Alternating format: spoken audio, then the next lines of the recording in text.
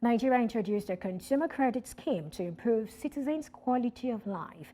By enabling responsible borrowing for essentials like homes and education, the scheme aims to promote social mobility. I am now joined by Ayokunle Olubunmi, the head data for financial institutions ratings at Agusto Co. Thank you so much for joining me today. Olubunmi, if you can hear me, thank you so much for joining me. Maybe you need to unmute. Good morning, Perpetua. Thank you for having me. Can you hear me now? Perfectly. Okay, so let's just get it started. What's a consumer credit scheme and how does it work? As you mentioned, is an avenue, right, or an initiative that allow consumers or citizens of Nigeria to have access for goods and then pay for it later on. So it's more or less like a loan for you to actually even meet your necessity, buy things that you need now, but pay it over time, over the years. All right, so what role does this play in either the lives of individuals or even stimulating the economy? How is this going to stimulate the economy? Because we see that that's also part of the objectives. Yeah, it's a very important initiative as part of stimulating the economy. First of all, for individuals, one of the things that we do for individuals is to improve the standard of living. I'm sure we actually have friends, we have colleagues, we have family members that are staying in developing countries. While once you have a job, you can actually even have access to some services. You can buy cars, you can even have mortgages, right? And then pay for it over time. Some giving you up to 30 years to actually even pay for it. So the implication of it is that once you actually even have a job, right, you have a source of income, then you can have access to goods and services and pay for it over time. And what you realize is that will catalyze the demand for goods and services in the country, right? Just notice that company can sell a lot of goods more instead of waiting for the immediate income of consumers, right? A consumer can actually acquire those goods and then what? Pay for it over time.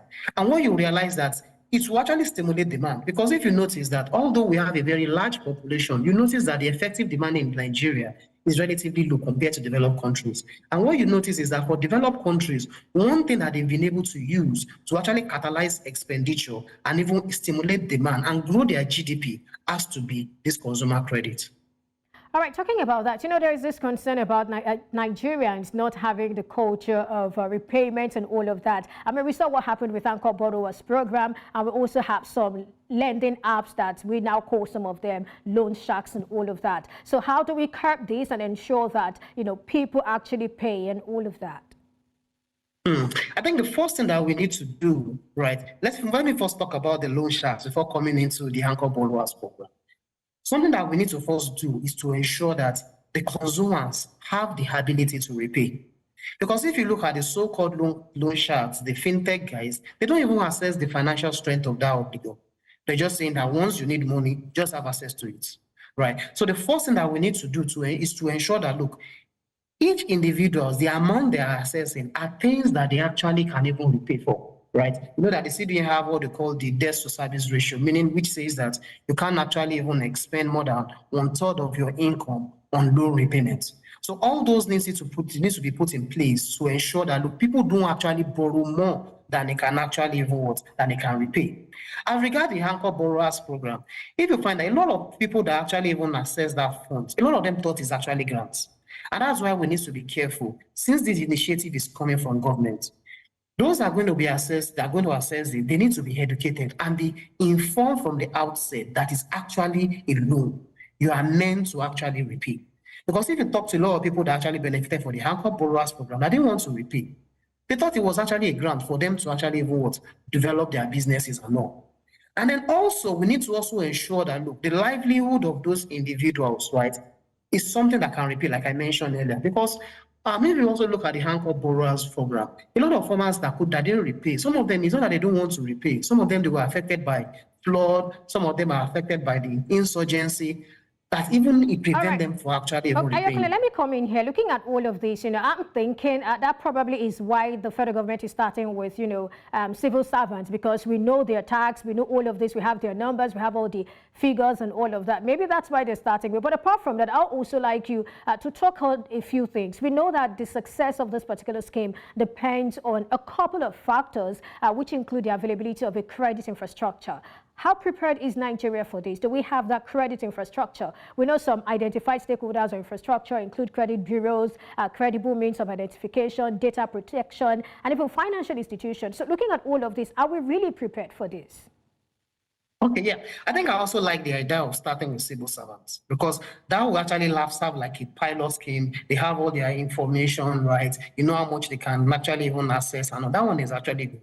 As regard the infrastructure, I will say yes. Nigeria actually have the infrastructure, right? Don't forget that we have the NIPS, right? And also remember that a few years ago, the global instruction was actually even in place, such that your accounts cannot be without instruction, right? If you're actually defaulting in a bank, your repayments can be put for many other accounts, any financial institution. So to answer your question, yes, we have all those in place. And also remember that a lot of banks have actually been given consumer credits over the years. So yes, I think we have the infrastructure. However, having said that, in this particular institution, we need to be careful that it is well implemented, right? In this particular, because if you look at Nigeria, we've always had very good policies. At times, implementing it might actually be the issue, right? So that's why I'm not sure the idea of just quickly having it within a month, I'm sure it's going to be very difficult.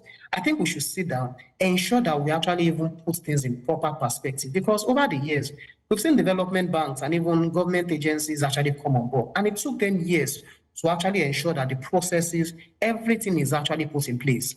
So in summary, we have all the infrastructure, we have everything together. However, we need to be careful that we bring all these things together, right, in a way that is going to work effectively. Well, talking about credit bureaus, could you talk to us about their role? Because I've heard some of them talk about, we've been on this for a very long time. We've been preparing for all of this. We have the credit rating of people who have been borrowing and all of that. Talk to us about the role they play. I think credit bureau, they are very important in even assessing the credit history of individuals, right?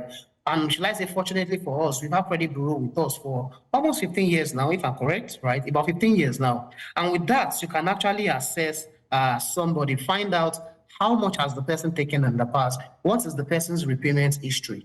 And from there, we can actually even score that particular individuals and even know that, okay, this person is actually repaying on time, this person actually delays, and this person have not even had a credit bureau. Our credit doesn't have any credit history. So it's going to be very, very important in actually getting credit score to individuals.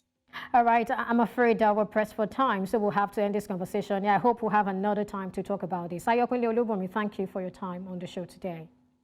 Thank you for having me. You have a nice day.